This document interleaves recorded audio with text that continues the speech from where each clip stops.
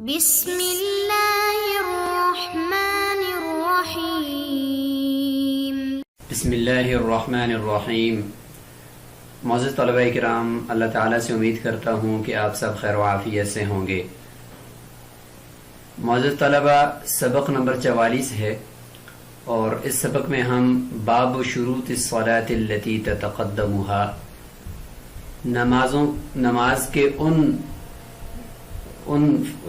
فرائض کو یا نماز کی ان شرائط کا ذکر کریں گے کہ جو نماز سے مقدم اور نماز سے باہر ہوتے ہیں اور نماز ان کے اوپر موقوف ہوتی ہے۔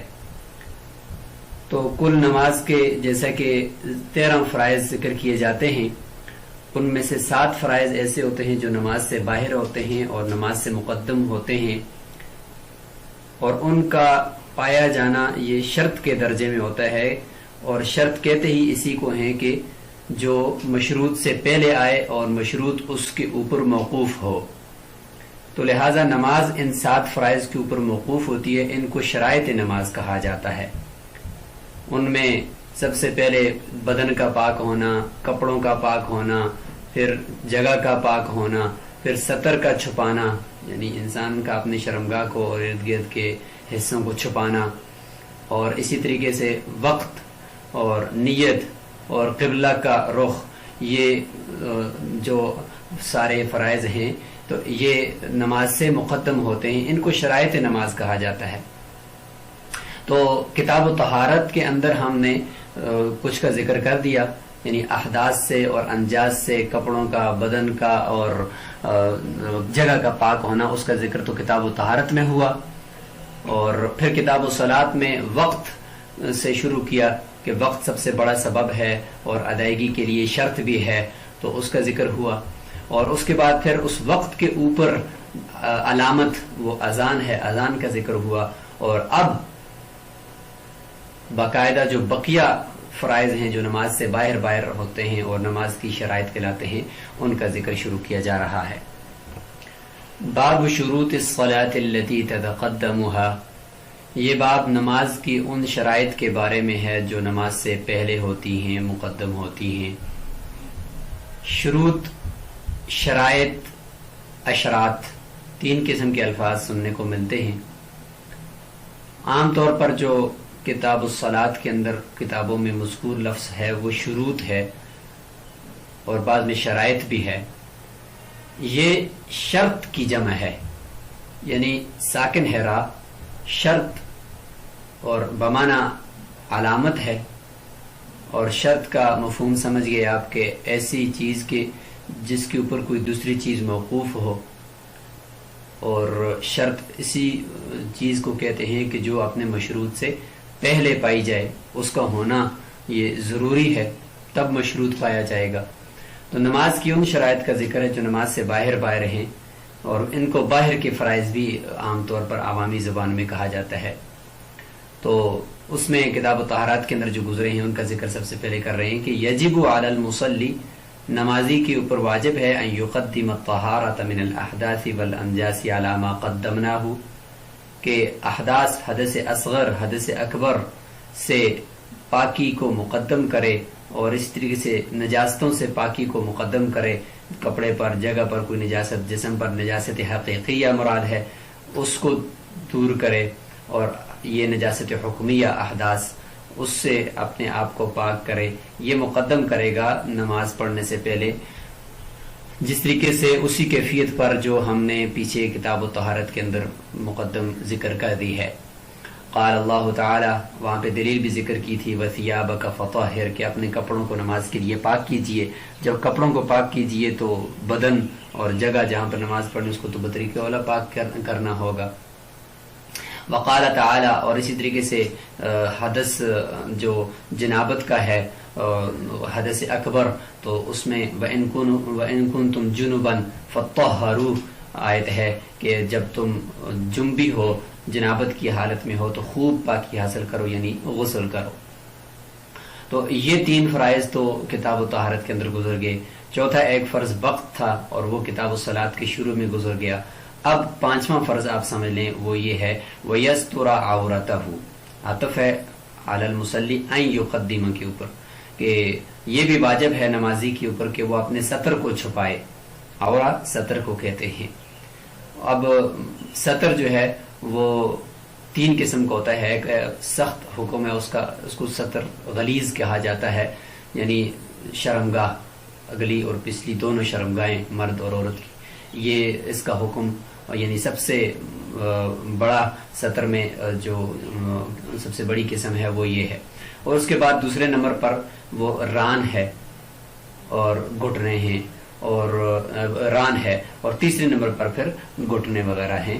تو یہ 3 قسم ہیں سطر کے۔ اور اسی طریقے سے جو سطر جو جن افراد کے اوپر لازم کیا گیا ہے سطر کا چھپانا نماز میں، تو وہ بھی 3 قسم کے ہیں، مرد ہے، عورت ہے اور باندی ہے۔ تو ان تینوں کے جو سطر ہے اس میں پھر احکامات ذکر کیے جائیں گے کہ مرد کے کتنے حصے کا نماز کے اندر چھپانا فرض ہے۔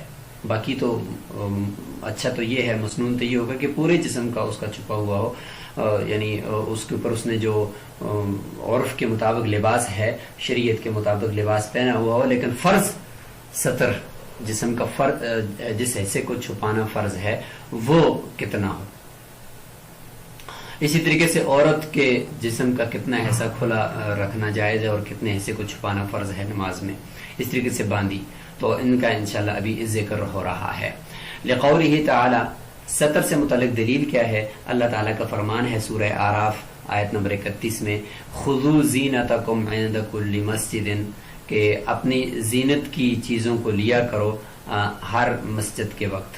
اب یہ تو اس کا یعنی لفظی ترجمہ ہے، اور جو بامحاورہ ترجمہ ہے وہ آگے کر دیا گیا، ای ما یواری عورتکم عند کل صلاۃ، کہ اپنے سطر کو چھپانے والی چیزوں کو اختیار کرو، ایسی چیز لے لو جو آپ کے سطروں کو چھپائے، جسموں کو ڈھانک دے ہر نماز کے وقت۔ یعنی محل بول کر حال مراد لی ہے، مسجد بول کر نماز مراد لی ہے، اور کل مسجد کا جو لفظ ہے وہ عام ہے، تو لہٰذا نہ مسجد حرام اس سے خاص کی جائے گی اور نہ ہی طواف صرف اس سے خاص کیا جائے گا کہ صرف طواف کے لیے۔ اگرچہ آیت میں تو لوگ جو ننگے طواف کرتے تھے ان کو منع کیا جا رہا ہے، لیکن قرآن مجید کا جو لفظ ہوتا ہے تو وہ ایک قانون ہوتا ہے، اس کے اندر کوئی خاص جو کنسپٹ ہے وہی مراد نہیں ہوتا، بلکہ اسی سے ریلیٹڈ باقی جتنے بھی احکامات ہوتے ہیں اس کے اوپر بھی وہ دلالت کرتا ہے۔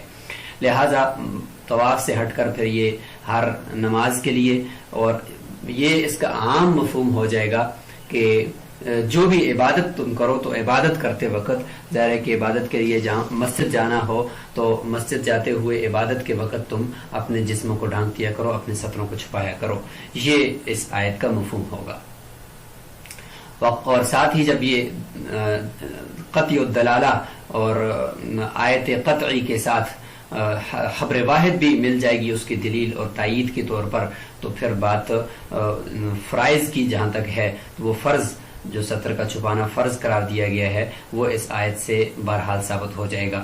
اگرچہ اگر طواف کے اندر اگر دیکھیں تو طواف کے اندر خضوع امر جو ہے اس سے وجوب ثابت ہوگا، لیکن جب نماز کے لیے ہم اس کو لیں گے تو پھر اس سے فرض ثابت کر سکتے ہیں، اور فرض ثابت کرنے کے لیے کل کا لفظ جو عام ہے وہ دلالت کرتا ہے، اور اس کے ساتھ لا صلاۃ لحائض الا بخمار، کہ حائض کے لیے یعنی بالغہ عورت کے لیے نماز پڑھنا جائز نہیں ہے دوپٹے کے بغیر، یعنی دوپٹہ لینا اور جسم کو ڈھانک کر نماز پڑھنا اس کے لیے لازم ہے۔ تو اس سے واضح طور پر سطر کا چھپانا وہ ثابت ہوتا ہے۔ تو اس آیت کی تائید میں یہ خبر واحد جب مل گئی تو فرضیت ثابت ہو گئی۔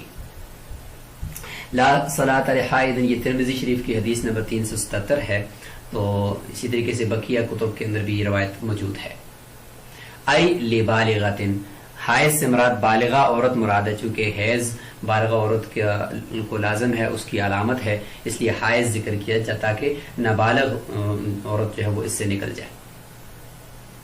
وعورۃ الرجل، اب یہاں سے مرد کا جو سطر ہے نماز کے اندر جتنا حصہ اس کا چھپانا فرض ہے اس کا ذکر کیا جائے گا۔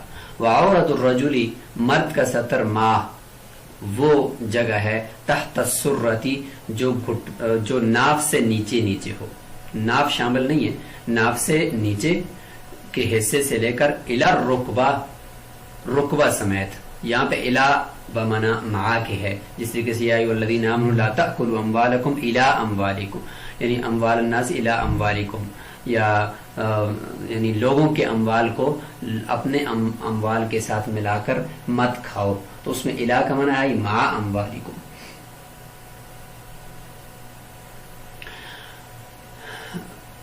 آپ صلی اللہ علیہ وسلم کا فرمان ہے. اچھا, اس متن سے یہ معلوم ہوا کہ احناف کے نزدیک ناف تو سطر میں شامل نہیں ہے کیونکہ تحت کا لفظ آیا ہے, اور رکبہ یعنی گھٹنا وہ سطر میں شامل ہے الی بمانے مع کے لیتے ہوئے. اور دوسری کچھ روایات میں حتی آیا ہوا ہے.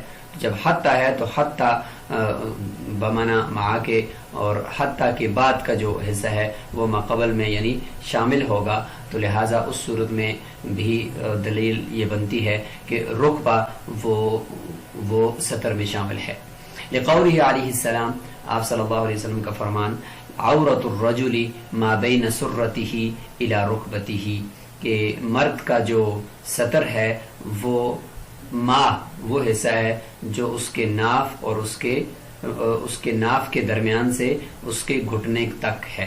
تو یہاں پہ دیکھیں ما بینہ کہا ہے, تو عام طور پر تو یہی ہوتا ہے کہ بینہ جہاں پہ ذکر ہوتا ہے اعداد کے اندر, تو اعداد میں تو غایا اور مغیہ یعنی دونوں اطراف اس میں شامل ہوتے ہیں لیکن بقیہ میں نہیں ہوتے. تو یہاں پر دیکھیں سرہ کے ساتھ بینہ ہے تو مطلب یہ کہ سرہ شامل نہیں ہے.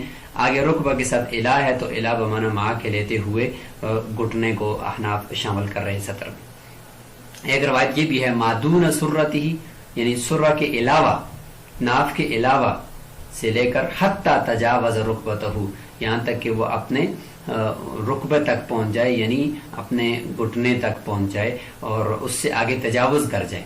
تو دیکھیں اس سے تو واضح طور پر معلوم ہو رہا ہے کہ ناف شامل نہیں ہے, گھٹنا شامل ہوگا کیونکہ گھٹنے سے بھی آگے تجاوز کر کے سطر ہے.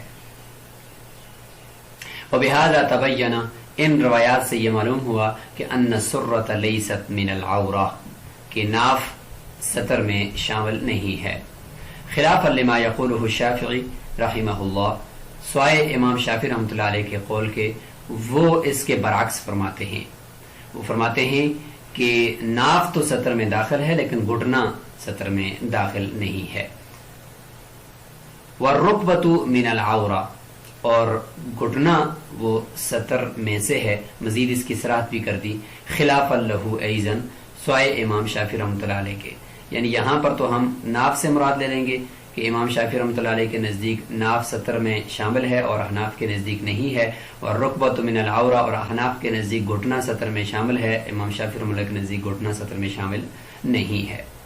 وکلمۃ الی نحملها علی کلمۃ مع, کہتے ہیں کہ الی کا جو کلمہ ہے اس کو ہم مع کے معنی میں لے سکتے ہیں. کیوں؟ عملا بکلمۃ حتی, حتی کہ اس کلمہ کے اوپر عمل کرتے ہوئے, چونکہ حتی کے بعد جو ہوتا ہے وہ ما قبل میں شامل ہوتا ہے.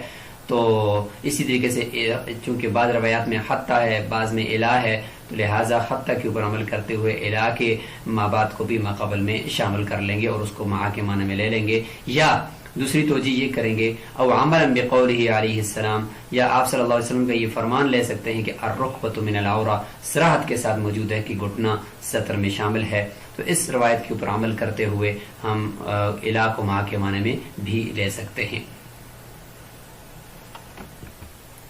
وبدن الحرۃ كلها عورۃ الا وجهها وكفيها, آزاد عورت کے سطر کا ذکر شروع ہو رہا ہے کہ نماز میں کتنا جسم کا حصہ اس کے لیے چھپانا فرض ہے. فرماتے ہیں کہ اگر عورت آزاد ہے, باندھی نہیں ہے, تو اس کا سارا بدن سطر میں شامل ہے, اس نے نماز کے اندر اس کو چھپانا ہے. کوئی باریک کپڑا اگر وہ پہنے گی جس سے اندر جسم نظر آ رہا تو نماز نہیں ہوگی. جالی والا دوپٹہ جس سے اندر بال نظر آ رہے ہوں اس سے نماز نہیں ہوگی, یا بازو نظر آ رہے ہوں اس سے نماز اس کی نہیں ہوگی. تو لہٰذا ایسا لباس کہ جس سے اس کا یہ سطر چھپ جائے, سارے کا سارا یہ فرض ہے. الا وجہها وکفیہا, سوائے اس کے چہرے کے اور اس کی ہتھیلیوں کے. وجہ یہی ہے کہ چہرہ اور ہتھیلیاں اس میں حرج لازم ہوتا ہے چھپانے میں. تو اگرچہ نامحرم کے سامنے تو چہرے کو بھی چھپانا فرض ہے، کیونکہ وہ فتنہ کی وجہ سے ہے کہ اس چہرے کے اندر مجمع المحاسن اس کو قرار دیا گیا ہے، تو اس کی وجہ سے فتنے میں پڑنے کا اندیشہ ہے کسی بھی انسان کے، تو اس لیے ادھر تو فتنے کے خوف سے چہرے کا چھپانا ہے، لہٰذا نماز کے اندر عورت کا بہرحال چہرہ کھلا رکھیں گے تاکہ حرج لازم نہ آئے اور مشکلات نماز کے پڑھنے میں نہ آئیں، اور اسی طریقے سے ہتھیلیاں بھی کھلی رکھیں گے، کیونکہ رکوع سجدے کے وقت تو بہرحال ہتھیلیاں کھلی رکھنی پڑتی ہیں۔ اسی طریقے سے پھر اسی علت کو اور اسی حرج کی دلیل کو لیتے ہوئے جو ٹخنوں سے نیچے نیچے پاؤں ہیں تو پاؤں کو کھلے رکھنا بھی ثابت ہوا، تو یہ تین چیزوں کو عورت کھلا رکھ سکتی ہے، کلائی سے آگے آگے ہاتھ، ٹخنوں سے نیچے نیچے پاؤں، اور کانوں سے آگے اور پیشانی سے نیچے تک، یعنی بال بالکل نظر نہ آئیں، بالوں کے اگنے کی جگہ بھی چھپی ہوئی ہو، اس سے نیچے نیچے جو چہرہ ہے وہ کھلا رکھ سکتی ہے۔ آپ صلی اللہ علیہ وسلم کا فرمان ہے المرأۃ عورۃ مستورۃ، کہ عورت ساری کی ساری یعنی چھپانے کی چیز ہے اور سارے کے سارا ستر ہے۔ واستثناء العضوین للابتلاء بابدائہما، دو عضو جو یہاں پہ مستثنا کر دیے گئے ستر سے، یہ عورت کے یعنی اس میں عورت جو ہے وہ آزمائش میں مبتلا ہوتی ہے ان کو ظاہر کرنے میں، یعنی ان کا ظاہر کرنا بہرحال عورت کو کے لیے لازمی ہوتا ہے نماز کے اندر، کیونکہ وضو کیا فوراً آ کر نماز کے لیے کھڑی ہو گئی، تو اب سبق پڑھنا ہوگا نماز کا، تو بہرحال یہ ہے کہ ان کو کھلا رکھنے میں عورت کے لیے آسانی ہے۔ قال رضی اللہ عنہ، مصنف رحمہ اللہ فرماتے ہیں کہ ھذا تنصیص علی ان القدم عورۃ، یہ روایت تو یہ بتا رہی ہے کہ عورت کے پاؤں بھی ستر میں شامل ہیں اور نماز کے اندر ان کا چھپانا بھی فرض ہے، اور لیکن روایت دوسری یہ بھی ہے کہ انہا لیست بعورہ، فقہا فرماتے ہیں کہ یہ ستر میں شامل نہیں ہے، کیونکہ اس کے چھپانے میں بھی اسی طرح کا حرج ہوتا ہے کہ عورت کو اس پاؤں کو ظاہر ہے کہ کھلا رکھنا ہی پڑتا ہے، اس کے اوپر کوئی ایسی چیز فوری طور پر نماز کے دوران ڈالنا ممکن نہیں ہے کہ ہر وقت وہ جراب پہنے رکھے اور پھر اس کو چھپائے، تو اس لیے حرج ہے، تو وہو الاصح، اور صحیح قول اور راجح قول یہی ہے۔ فإن صلت، اب یہاں سے آگے عورت کے بتایا جا رہا ہے کہ کتنا حصہ ستر کا کھل جائے نماز کے اندر، اور وہ اگر اتنی دیر تک رہے کہ جس میں ایک رکن ادا کیا جا سکتا ہے تو اس کی نماز فاسد ہو جائے گی، اور کتنا حصہ کھل جائے تو نماز فاسد نہیں ہوگی، اس کی مقدار بتائی جا رہی ہے۔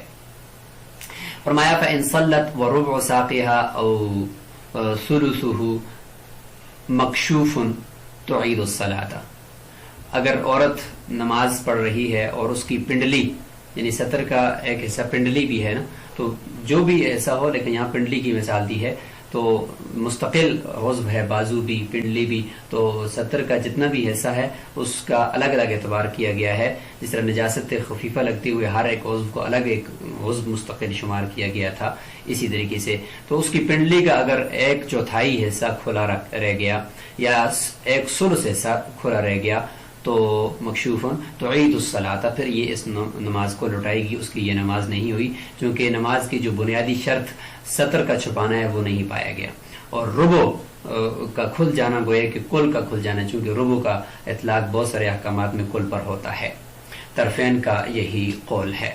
اس میں جو او کے ذریعے سے ثلث کا ذکر کیا ہے تو یہ راوی کو شک ہو گیا ہے یا کاتب کی غلطی ہے، اسی لیے اس کو دوسری کتب کے اندر اور جامع صغیر میں دوسری کتب کے اندر فقہا نے ذکر نہیں کیا، یا کاتب کی غلطی ہے یا پھر یہ کاتب کو روایت کے یا مسئلے کو نقل کرنے کے اندر شک ہوا ہے۔ بہرحال مفتوی قول یہ ہے کہ ایک ربع اگر کسی بھی عضو کا ستر میں سے کھل گیا اور ایک رکن کی مقدار تک کھل گیا تو نماز لوٹانی پڑے گی۔ وَإِن كَانَ أَقَلَّ مِنَ الرُّبُعِ، اگر پوری جو پنڈلی ہے اس کے چوتھائی حصے سے کم ایسا کھلا رہا لا تعید، تو نماز کو نہیں لوٹائے گی۔ وقال ابو یوسف رحمہ اللہ، امام ابو یوسف رحمہ اللہ فرماتے ہیں لا تعید ان کان اقل من النصف، اگر نصف پنڈلی سے یا کسی بھی عضو کے نصف سے کم حصہ کھلا رہا تو نصف تک یا اس سے زیادہ تک نہیں پہنچا تو وہ نماز کو نہیں لٹائے گی۔ ربع کا اطلاق نہیں کرتے بلکہ وہ نصف کا اور نصف سے زیادہ کا کرتے ہیں. کیوں؟ ان کی دلیل یہ ہے کہ لأن الشيء انما يوصف بالكثرة اذا كان ما يقابله اقل منه، کہ کسی بھی چیز کو کثرت کے ساتھ موصوف اس وقت کیا جاتا ہے کہ جب اس کا مد مقابل اس سے کم ہو. تو جب تک اس کا مد مقابل اس سے کم نہیں ہوگا اس وقت تک کسی بھی چیز کو ہم کثیر نہیں کہہ سکتے. تو لہذا جب نصف یا اس سے زیادہ ہو جائے گا عضو کھلا ہوا تو ہم یہ کہیں گے کہ یہ زیادہ ہے، کیونکہ اس کے مقابلے میں دوسرا کم از کم اس کے برابر میں ہے یا اس سے کم ہے. لہذا اگر ایک ربع کھلا ہے تو اس کے مقابل میں جو نہیں کھلا ہوا حصہ وہ تو زیادہ ہے، وہ تو 3 ربع ہے، تو اس صورت میں پھر وہ نماز کو نہیں لٹائے گی. لہذا نصف جو اس سے زیادہ ہوگی تو ہم یہ کہہ سکتے ہیں کہ یہ زیادہ ہے کیونکہ اس کا مد مقابل کم ہے. اذ ہما من اسماء المقابلہ، اس لیے کہ قلت اور کثرت یہ مد مقابل اسماء ہیں. تو جب ایک قلیل ہوگا تو دوسرے کو کثیر کہنا پڑے گا، جب ایک کثیر ہوگا تو دوسرے کو یعنی اس کو کثیر کہیں گے ہی تب کہ اس کے مد مقابل کو قلیل کہیں گے. وفی النصف عنہ روایتانی، اگر اس طرح ہو کہ نصف حصہ کھلا رہ گیا عضو کا اور نصف ابھی تک چھپا ہوا ہے تو اب کیا کریں؟ اب تو دونوں برابر ہے، کوئی قلیل بھی نہیں ہے، کوئی ایک دوسرے سے کثیر بھی نہیں ہے، اب کیا کریں؟ تو اس کے بارے میں ان سے 2 روایتیں ہیں. ایک روایت میں یہ ہے کہ نماز کو لٹائے گی. کیوں لٹائے گی؟ کہ اس کی دلیل یہ ہے کہ فاعتبر الخروج عن حد القلت، کیونکہ قلت کی حد سے تو نکلا ہے نا، قلت کی حد سے نکلا ہے کہ نصف حصہ کھلا ہے نصف چھپا ہوا ہے، تو گویا کہ دونوں برابر ہیں، کوئی قلیل نہیں ہے. تو قلت کی حد سے جب نکل گئے تو لہذا لٹانا چاہیے نماز کو. یہ نماز کے اعادے کی دلیل ہے. او عدم الدخول فی ضدہ، یا ضد کے اندر یعنی کثرت یا قلت کے اندر داخل نہیں ہوئے ابھی تک، تو یہ دلیل ہے نہ لٹانے کی کہ اگرچہ دونوں برابر تو ہو گئے ہیں لیکن ابھی تک ضد میں داخل نہیں ہوئے.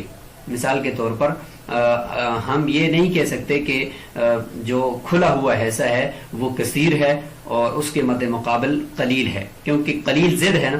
تو ابھی تک یعنی ضد کے اندر یعنی ابھی تک تو نصف تک تو پہنچے ہیں لیکن اس کے ضد کے اندر ابھی تک دخول نہیں ہوا، یعنی دوسرے نصف کی طرف ابھی تک ہم نہیں گئے.